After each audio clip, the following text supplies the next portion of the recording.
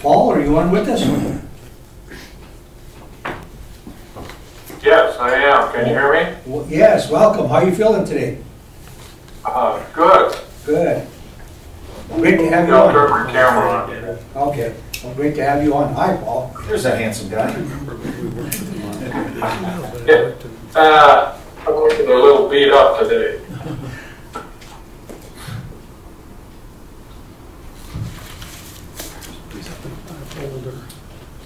Do you have a quorum? We have a quorum. Yeah, we worked on them once before. Oh, It's an orange That's project. all right. I get you. Yeah, sure. When we first started on it, yeah, I think Paul was part of it. Take it out, write something, and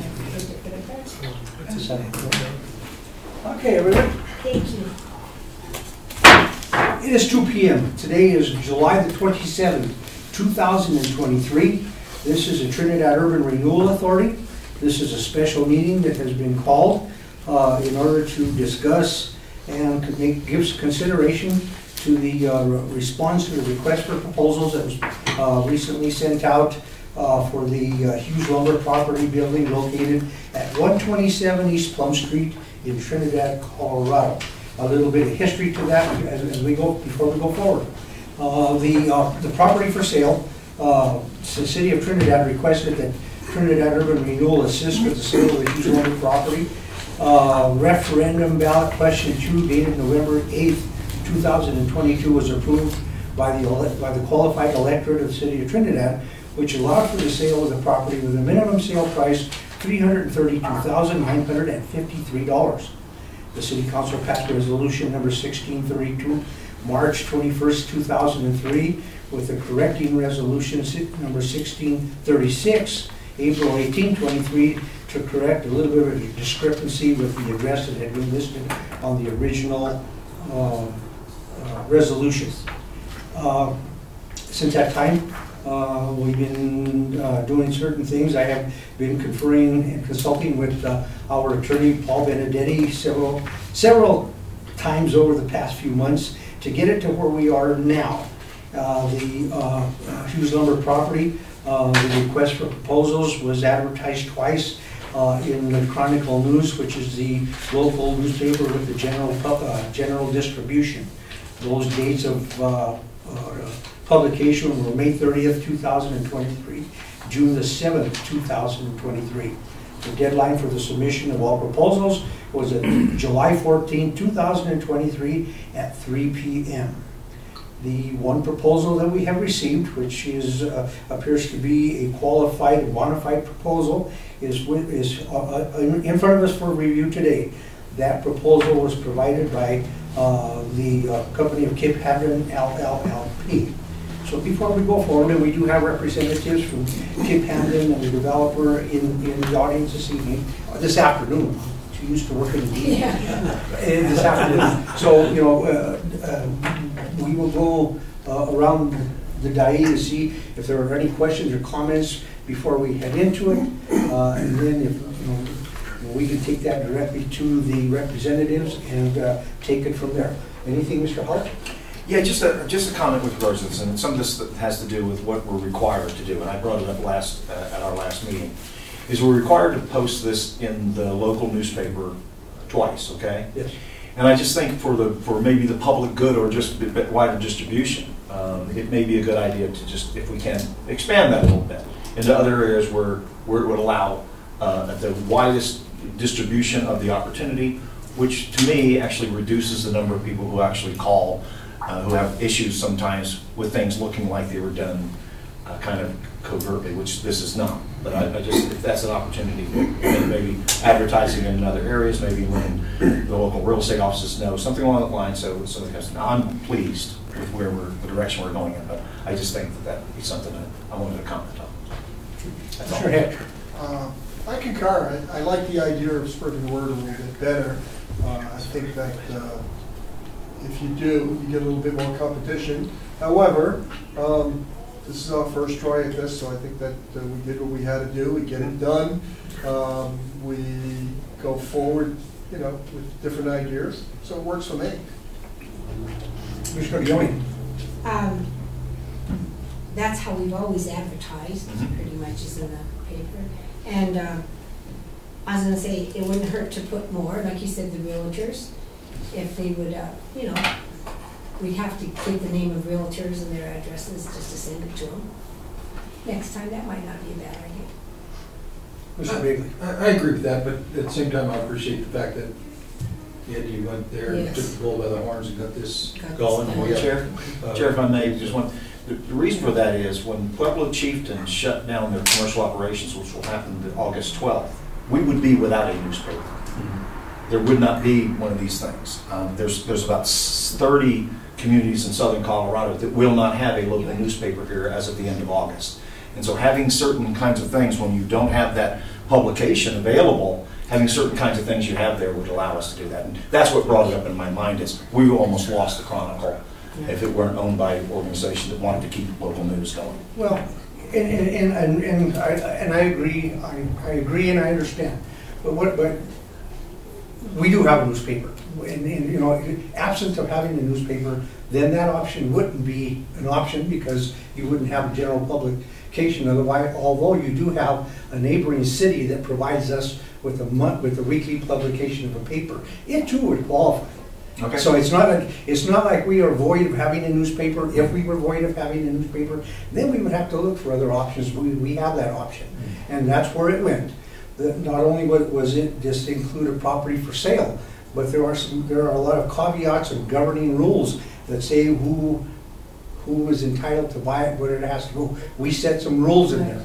So taking it out, you know, there's a lot of ways it could be done, but as you can see, we do have some effectiveness of what is done. Paul, would you like to say anything that, as far as that?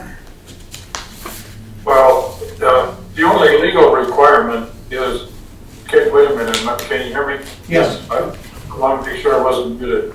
Well, you know, the legal requirement is the publication once each week for 2 consecutive weeks in a newspaper of general circulation in the community.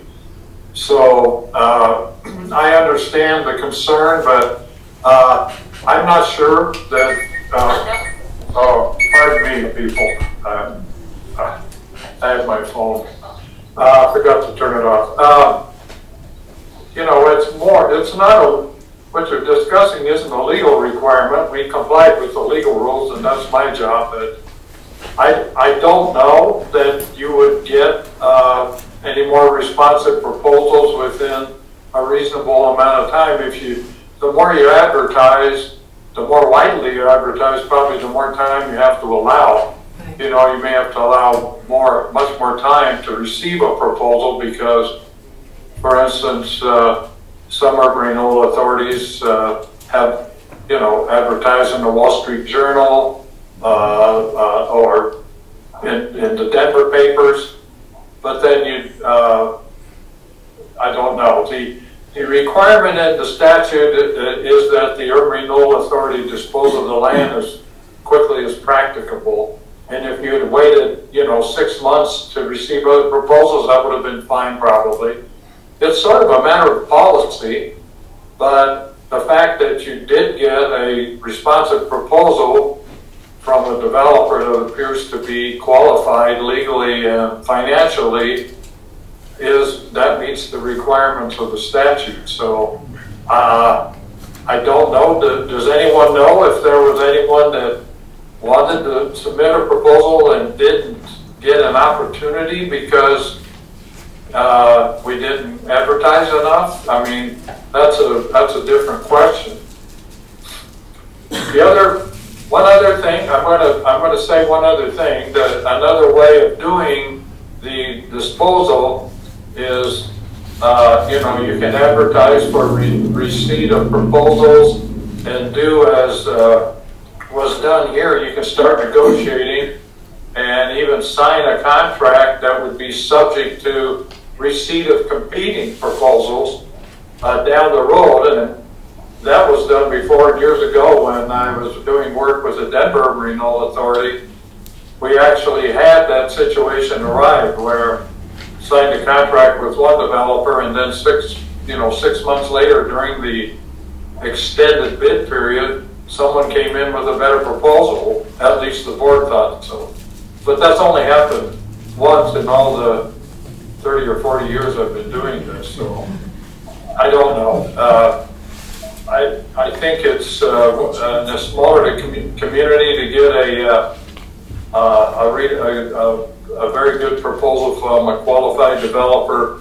I always think it's a plus, but that, that's not a legal opinion. That's more just experience. And for the record, and I did provide it to you with the communication I sent out on July the 18th to all commissioners, which is a copy of the proposal that we did receive. I did in there indicate to you in the notes that I had received 2 inquiries. One of them was from Construct Connect, a company that collects data and sends it to contractors and construction firms, them to look at for bidding. They were looking for construction cost plan specifications. I provided them with a copy of the RFP. I also received another inquiry from an individual by the name of Chad Strausser. I got a phone call from him asking about it. Then I also provided to you all in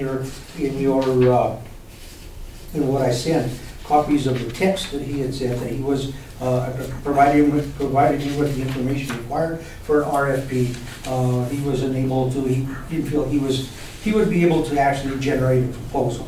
His desire was to purchase the property, create a private residence, and use the adjoining lot for growing fruits and vegetables for local distribution. But I told him if that was the case, it was still going to be the requirement of a proposal in response to the RFP. And his notes back to me was he was not aware, he was not familiar in how to do one of those, and at this point would be passing on it. And yeah, so he did, yeah, so the World Journal was also at risk of the same thing that the other paper. My point is this was the only time in our special session to make this kind of thing, and I think we may want to look at a policy that if those things do happen, we're ahead of it, because the other paper you referenced is also this World Journal, and they're under the same stress with regards to with regards to what just happened with the Pueblo Chieftain. I've talked about it. So I think it's just good to have a policy in there that says if this, we have these other options. I'm done. Anybody else? Okay, with all that said, we did get a proposal, and that proposal was provided to us from Kip Hamden LLP. Their proposal provides for a purchase price of $333,000 and 0 cents. It does have a synopsis or a very large description of what their intent and desire is to do with that property known to us as a Hughes Lumber Company at 127 East Plum Street. I will at this point ask representatives of Kip Hamden to come forward. If you want to go ahead and give an overview, go ahead and tell what this project is, as well as in conjunction with, it says it would be with other projects. And then from there, we can glean information and ask any of the questions that we think might be applicable. Beginning your presentation, please identify yourself for the record. I'm Tim Lamb. I'm General Counsel for the Phil Longer Organization, which Kip Hamden is our real estate arm. And this is Gary Fenneman. I'm the Operations Manager for Phil Long Enterprises and work with all of our entities. So, I'm sure you read the proposal, but it has been our plan for quite some time to build a new Ford, Chrysler, Dodge, Jeep, and Ram dealership at Cedar and Chestnut. And we previously purchased from the city a piece in the middle of what we had on bordering pieces off of Cedar and Chestnut. This piece is adjacent to that. So obviously, in many instances with car dealerships, you can't have too much land. You need it. We need it for cars. We need it. This particular lot on Plum already has a fence, which would be good because we have a place then to secure cars that's, for customers and service, whatever. So our plan has been, we're going to build a 31,000 square foot auto dealership. And with that, we're going to add somewhere in the neighborhood of 30 to 32 employees. And you know, we have a Toyota store directly to the north that employs 41 people, and it does about $38 million a year in total sales. We project that this will start out at about 25 million the first year, going to somewhere between 32 to 38 million by year 3. We'll, as I say, we have parking that'll be around for inventory, customers, etc. But this lot here and then this building will be a complement to what we have. The building will probably be used in somehow for parts storage, but it'll be for general offices. We may even decide if we can't use it all, we'll rent some out to people in the community if we have to, you know, just to keep it occupied. But that is our main goal, is to use it within the car business. And you always need offices. We can have an accounting office over there. And it doesn't need to be in our main building. Our dealerships that we have throughout the state, we have sometimes our accounting offices in one of our other dealerships because it has a second level. Yes, because so like our current is in Toyota, but it also handles Raton. So as we grow, you know, it may make sense to move it into a centralized, a little bit larger area. It's our intention to improve the building, keep the exterior the way it has always been. Actually, it's not in bad shape. It's got some graffiti on it, but besides that, interior-wise, we don't have plans to redo a lot there either. We want to kind of keep it, as you know, we have a number of buildings that we have tried to preserve the history. I won't say we're really good at historic preservation and renovation, but we sure try hard. So that is our plan too here. We're going to maintain that building. It's going to look the way it did when it was in its heyday. That is our plan. That's what Mr. Cimino loves to do. We've done that with the old bank building. We've done that with the Marty Feeds building and some of the other buildings that we have. And you've seen Mount Carmel, obviously, on Robinson. So, I mean, it's what we will do, and I know that's in keeping with what the city wants. The city wants us to preserve that historic nature, and we'll do that. Yeah. So if you haven't been inside, the basement's fairly open. The second floor is virtually open, and the center is where it's kind of cut into little pieces that have been, I guess, part of the Power and Light company. So that floor will probably be redone. So storage down below, possibly storage above, but the above could be turned into additional retail space and offices. So initially, tuck pointing, probably replacing the windows, taking out the graffiti. Then Ed and I are just talking because usually the front has been changed a little bit, and we just have to look how serviceable that is, but we'll also look at historically correct, what did that building look like 90 years ago. And Carl Gabrielson, who runs our construction company, is really good at researching what it looks like and reproducing it. So that's a potential plan, because I think that front entrance is going to need some work. The rest of the building's in great shape. So that's our plan. It's what we've talked about for quite a while, about this building before in the city decided to put out this RFP. We wondered about it, we saw the location, and that it's right there. So it would be very helpful for us.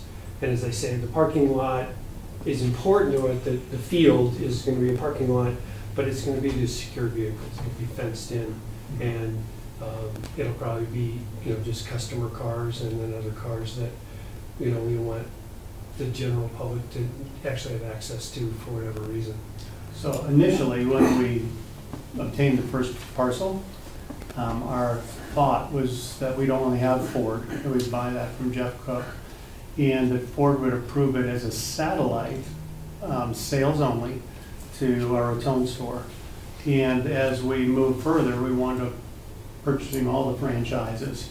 And when we did that, both Ford and Chrysler said, now you have to do a full-service facility, not just a sales facility.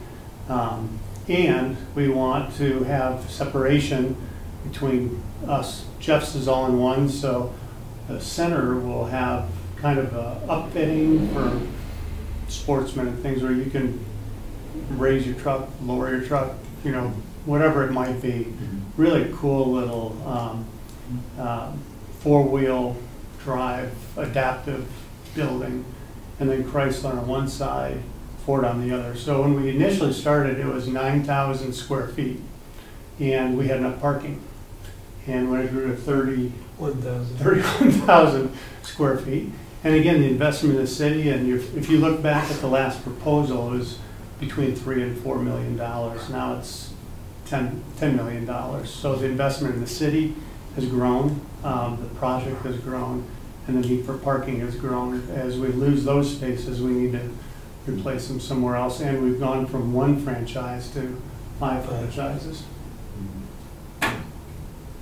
So that's our plan. Do you have questions? Any questions for us? Just a couple comments. Okay. First of all, TURA and the city has just a great, solid, successful relationship with Kip Hampton and the work they've done already. So we've already had those kind of relationships. I see this as providing foot traffic to our downtown core small businesses. I also see this as opening up a prime property on Main Street that actually can maybe be a better suit for that, because that's a hard place that doesn't drive a lot of foot traffic into our core small businesses, and this new location would. Love that it provides more jobs from a known employer. It does keep these sales taxes in the city, which I think is a win for the city, and positioning this in this. So I think it's a win all the way around, and my comment earlier had to do with policy and not the outstanding proposal that I think we get an opportunity to look at today. Perfect. Mr. Hecht? When I read the information, it said, I had no idea who you guys were. I'm the new guy here, a couple of years in town. But then I saw that Phil Long was involved, and I said, well, these folks do a great job for our town. And I want to support anything that you do. I think it's a great idea. My car went to Phil Long yesterday. Hopefully it'll be washed. They did wash it, actually. It was up in the Springs because it was a Hyundai and they had to do warranty work. But thank you. I deal with you guys all the time for regular work, and I find that you are great for the town. And I mean, that's primarily what I want to say. You are a real bonus for this town. So keep it up. If we had known you were going to be there, we would have worn our Hyundai shoes. Brought your Hyundai hat, you know. I think Kip Hampton has done wonders in Trinidad. I have never seen you fail at anything you've attempted, and I thought the proposal was exceptional, and I think it's a great idea. Thank you. Great. I can just echo what you just said, and everybody else for that matter. Thank you very much. We're just really glad that you guys are stepping forward to take this and make our job, turning it over to you guys or selling it to you guys is going to benefit this community. And thank you for all that you guys do for us. So thank you. Well, I think one thing that just more for knowledge. So we have not finalized the footprint because this was important to add. So we will get this back to our general contractor. They'll integrate this into the plan, and with a little bit of luck, this end of the year, sometime before spring, we should be breaking ground. So. Well, I hope you all know that we really are committed to Trinidad and its growth. And, you know, our boss, Mr. Jamino, he's from here, he grew up here, and he is, you won't find anybody more committed to this town. He loves this place. I drove him down here today. So I had to retire 4 years ago, and he handed me Trinidad. Yeah. Well, I too would like to offer a little bit of comment, because I've been on that corner a lot of years. Yeah. Like I say, you wouldn't believe it. I've been there a lot of years. and some Commissioner Leone, she's a native to the town and can remember way back when. Jerry, you can remember way back when. When you can remember what was not there. You know, there was not a Cedar Street. Yeah. Okay, Cedar Street was non-existent. It was a dirt road over railroad tracks that had to go toward what was our city garage at that time. And all of that land was weedy lot. It had part of a rail spur on it. There was a lot of things. We had a feed mill that was just a lot of things that were there and a lot of things that weren't there as a benefit to the community. So I've got to watch it. I am a neighboring property owner to see all these things, including the marketplace area that have all begun to go at. So, you know, as you know, beyond my position through urban renewal, but as a neighboring property owner and a business operator down there, it's helpful and beneficial to us because the environment has changed and the traffic to the area, you know, sometimes in our own moral ways, we get a little bit ticked because there's too much traffic. But to see people on the streets and doing and conducting business and patronizing all these various shops and restaurants and everything else, it's really nice to see that it's gone forward to where we're at today, especially when you go to some communities and they're not too distant from us, you don't see a fraction of what's going on here. And so it is. So, you know, from that aspect, it was refreshing to see this proposal come through. And in a few minutes, we're going to determine what the outcome of your submission was. Sure. So one other thing I'd just like to say. So I heard you're thinking of having a meeting at the Hilton Garden Inn.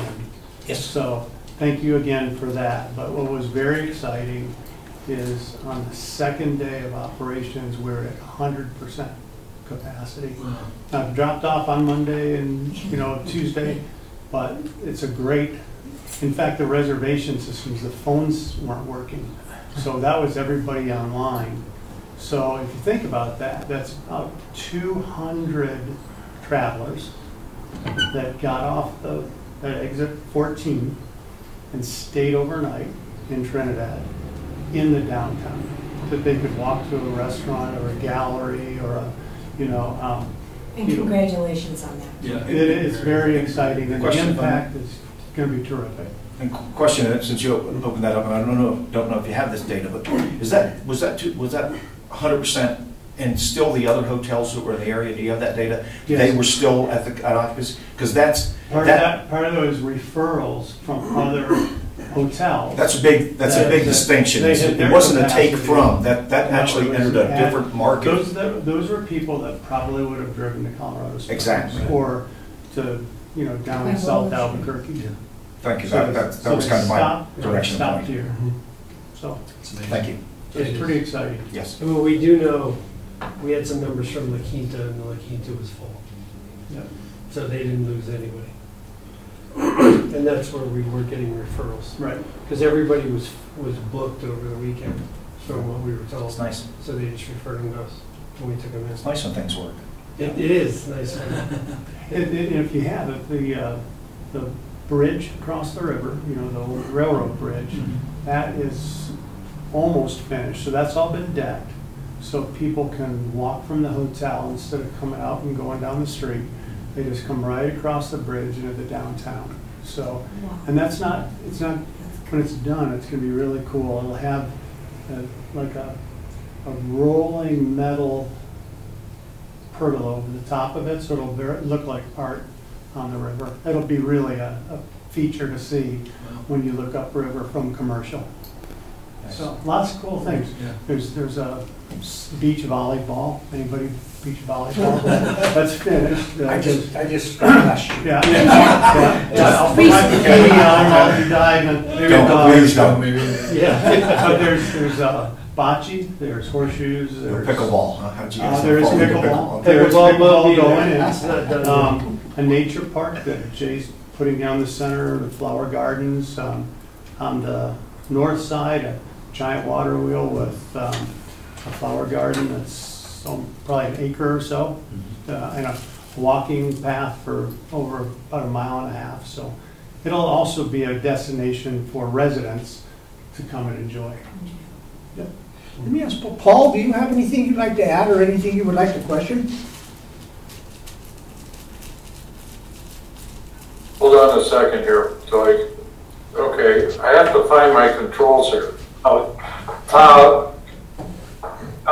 I thought maybe I'd talk a little bit about this draft agreement, and so we could get started with the negotiations, and a couple of things that I'd like to say about it whenever you're ready. I mean, first of all, I think it's great to get a proposal from a qualified developer in a smaller community.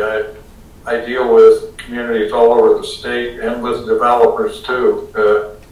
And it's one of the big problems is getting people in to help you do the development or to have local people undertake it. And these are always big projects for the community involved, and I'm very happy to see Trinidad working out so well. You know, my dad went to high school in Trinidad. He's from Ludlow. He grew up in Ludlow. My uncles all went to Trinidad High. So I have ties to Trinidad. My cousin Pete DeLuca has ties to your community, and I'm going to visit him when I come down there. My mother grew up in Aguilar, so these little communities in southern Colorado are really important to me personally, and to see this investment coming into the community is wonderful. So I'm going to try to help you make it happen while doing my job as your attorney. Thank you. Yes, the agreement is going to be, that's next on the table once we get into the regular meeting. That is an item for consideration and approval once we go into regular meeting. Anybody else? No. All right. Thank you. Thank you. All right, then that concludes our work session portion of today's special meeting. If there's nothing else that we need to go into that, we are going to call the regular meeting to order. It is now 2:31 p.m. Brittany, roll call, please. Bagley? Here. X? Here. Howard? Here? Leone? Here, Lopez? And Gregor? Here. And just to, I don't know if I said it earlier, but to repeat it again, Commissioner Lopez had intention of being here today, but he had a conflicting schedule with another board meeting that he had to be at in Walsenburg, but he acknowledged and he knew about the meeting today, just unable to make it. Item number 2 on the meeting agenda today is consideration to accept the proposal for Kent Happening LLP for the sale and disposition and development of the Hughes Lumber property at 127 East Plum Street, Trinidad, Colorado. Is there a motion?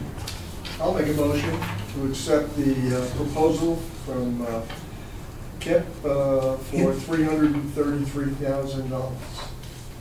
And the plans as laid out in the... And the plans as laid out in the proposal. So. Second. Second. We have a motion to accept by Commissioner Hecht with a second by Commissioner Howlett.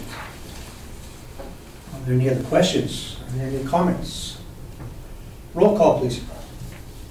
Bagley? Yes. Heck? Yes. Howard? Yes. Leone? yes, Gregor? Yes. Item number 3, consideration to authorize the chairman of the Trinidad Urban Renewal Authority to work with Attorney Paul Benedetti in preparing all required documents for the sale and disposition of the Hughes Lumber property at 127 East Plum Street, Trinidad, Colorado, 81082. This shall include but not be limited to an agreement to buy, sell, and redevelop real estate.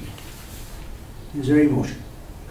I'll make the motion to have the chairman of Trinidad Urban Renewal Authority to work with the Paul Benedetti in preparing all required documents for the sale and disposition of the Hughes Lumber property, and also to include the agreement to buy, sell, and redevelop real estate. And I will second that. Commissioner Leone with this motion, with Commissioner Bagley on a second. Any questions, comments? Paul, I think this is where you can step in. This is where we have that agreement, the draft agreement, which I provided everybody with a copy at their seating places today. Okay, thank you, Mr. Chairman. Can you all hear me clearly? Yes. Okay, I do have trouble sometimes hearing, so if I can't quite hear some of the comments and questions, you know, it's just because of electronics. Anyway,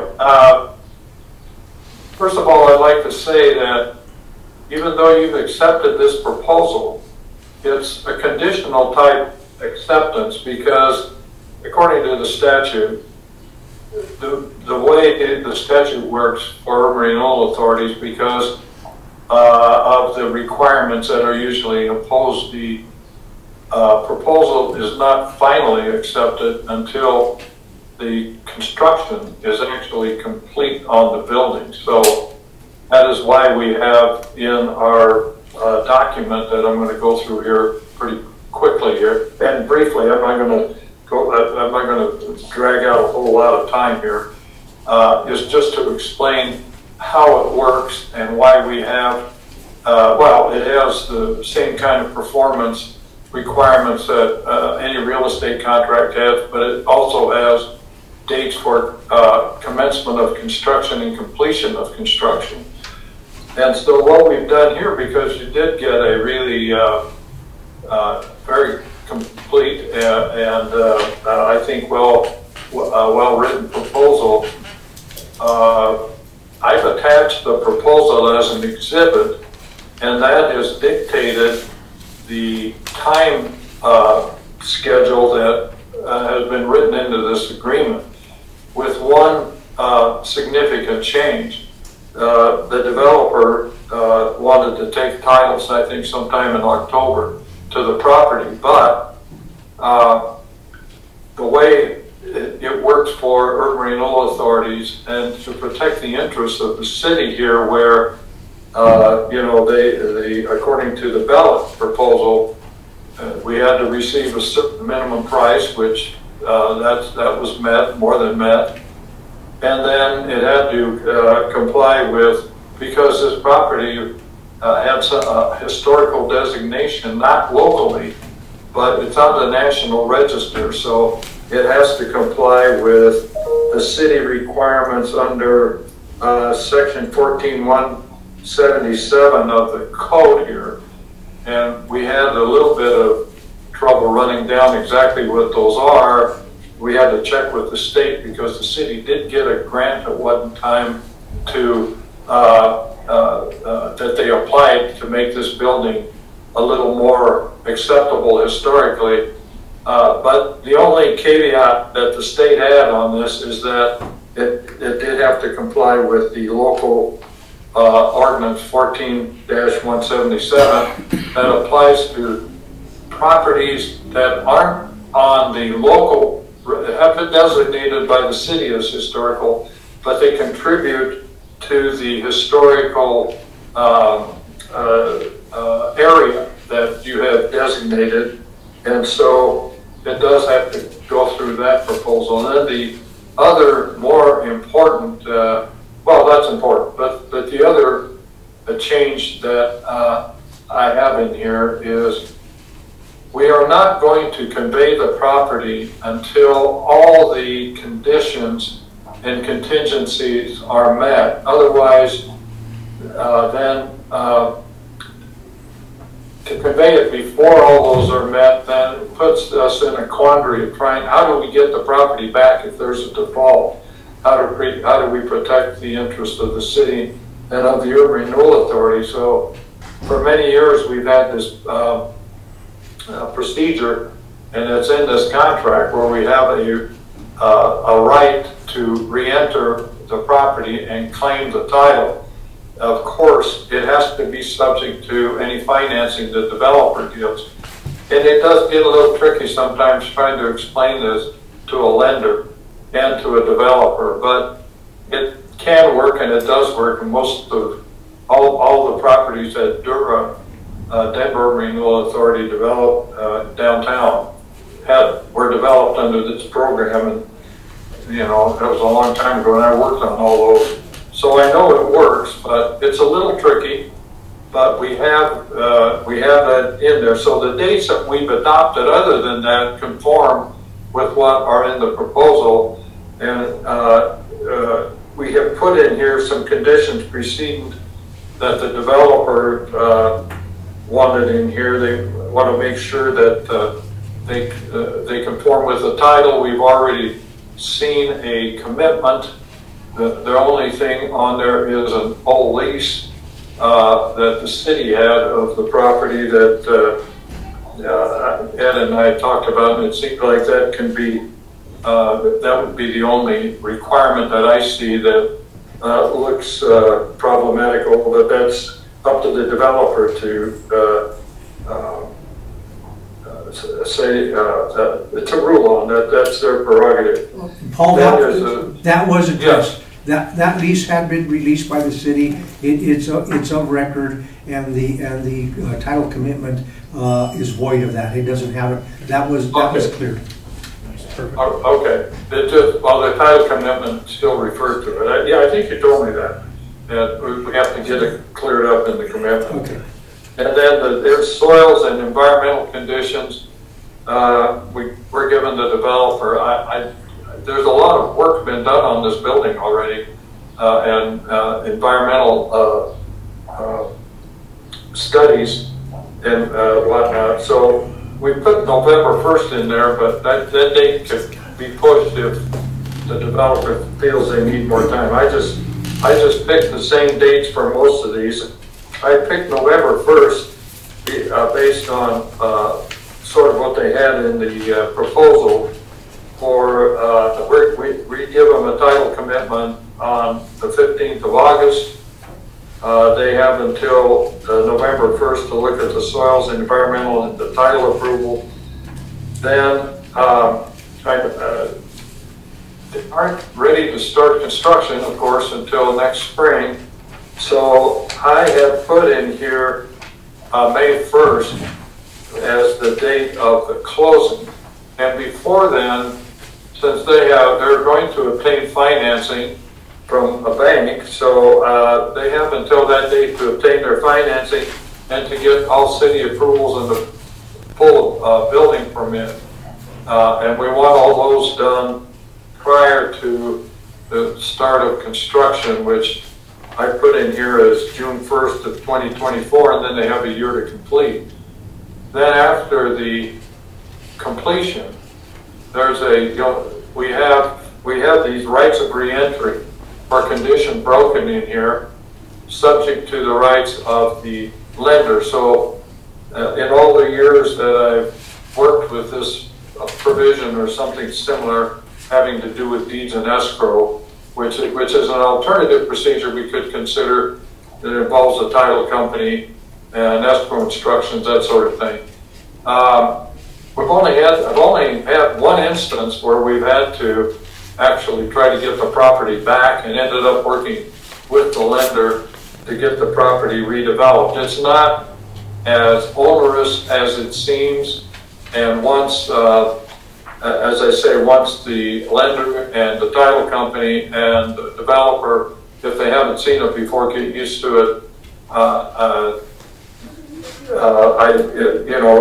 it works pretty well. And I think this particular bank is one I've worked with in Colorado Springs. Colorado Springs Renewal Authority uses similar provisions. I represent developers in Colorado Springs that live with certainly same kind of rights of reentry. So I don't think it'll be a problem, but that's part of the negotiation process. And I will certainly work with the bank and with the developer to make sure everybody understands it. And the only reason we do this is because this is public property. It's an important piece of public property. We have to protect the rights of the city and the Urban Renewal Authority in this case, and so we're just being very cautious with property. And is there anything else that you want me to go over, Ed, or anything in particular questions you may have? No, about the provisions. There's one date in here that has to change. I noticed I have May 2nd in one place. It's supposed to be May 1st. But the subject, that's, otherwise, I think it's in okay shape to start negotiations with the developer. Well, one of the things I think to be mentioned is, one, yes, there is a, there was an environmental study done by Stantec on behalf of the city in 2018. That information, I've made it available to the Kip Hampton. So that is there. There is a title commitment that has been provided by Trinidad Abstracted Title Company on behalf or in favor of the city of Trinidad, because they are currently the property owner, and they will convey that property to, and there will be a simultaneous closing and transfer from the city to TURA on the designated date for the closing with the developer. But there is a title commitment that is available, and I'll get that to them for review, so you can see all the long history on it. Some of it is pretty hard, beautiful handwriting, but you can't understand it. It was all done in longhand. Ed? Yes. Thank you for mentioning that. I forgot to mention that under the terms of the agreement with the city, that it is a simultaneous closing. The Urban Renewal Authority doesn't own the property now, and it's not going to get title to it until we're ready to, on the same day that we close with the developer. First there'll be a closing with the city, and right after that, a closing with the developer. That makes sense. So the city's going to hang on to it until everybody's ready to start construction. Until 0 hour. Okay. Anything else? Anybody? Any questions? That date change was 5.6. Right now it says May Yes. 2nd. It's actually May 1st. Anyone wants to make that amendment? 5.6. May 1st? May 1st. Okay. Okay, so, Yeah. motion and second on the floor for me to continue working, or the chairman to continue working, to get all the documents prepared, and including this agreement to buy, sell, and develop real estate. I'd like to make a motion. It's on the floor. Okay. It's on the floor. Commissioner Leone, brought her on the floor, Commissioner Bailey second. So it's up for vote. Further questions, comments, roll call. Bailey? Yes. Heck? Yes. Howard? Yes. Leone? Yes. Grego? Yes. Finally, item number 4, consideration for chairman of the Trinidad Urban Renewal Authority to present the documents to Kip Hampton LLP for review, negotiation, acceptance of terms stipulated in the agreement. I'd like to make that motion. That the chairman of the TURA present documents to Kip Hampton LLP for review, negotiation, and acceptance of terms stipulated in the agreement. And I'll second that. Commissioner Howlett with the motion, Commissioner Leone, with the motion, Commissioner Leone with the second. Further questions, comments? Roll call. Bailey? Yes. Heck? Yes. Howard? Yes. Leone? Yes. Grego? Yes. With that, there is no other scheduled business to be conducted at this special meeting for today. I will call for a motion, please. Motion to adjourn. Motion by Commissioner Howlett, I'll second that. Commissioner Heck with the second. Any further questions, comments? There are no dissenting votes. We will be adjourned at 2:48 p.m. Appreciate you guys for coming in. Thank you. Thank Yep, you. absolutely. This Thank you. conference is no Before you longer being leave, I wanted recorded. to ask you something. Paul? It has nothing to do with any of this. You said